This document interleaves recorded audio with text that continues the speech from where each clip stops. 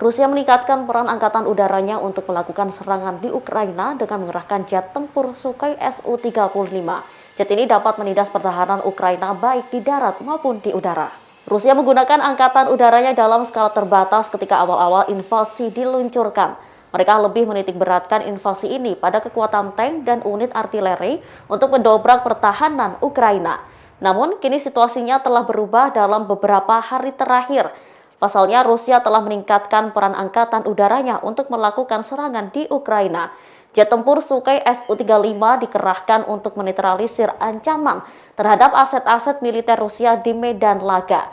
Kementerian Pertahanan Rusia sendiri telah merilis video jet yang dijuluki Super Flanker ini tinggal landas menuju medan tempur pada 7 Maret 2022. Dari video terlihat Su-35 dilengkapi dengan rudal anti radiasi. Sepasang jet Su-35 terlihat berangkat untuk patroli udara tempur.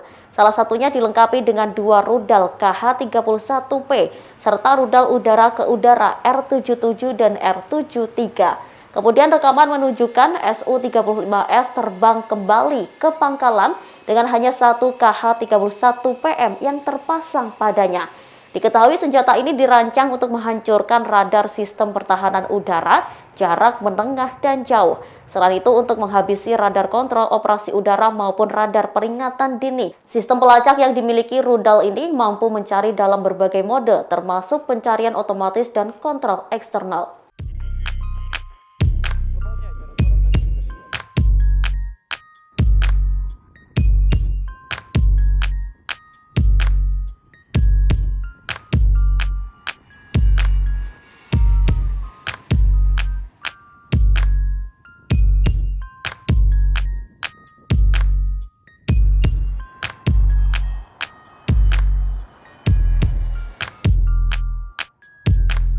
Terima kasih sudah nonton.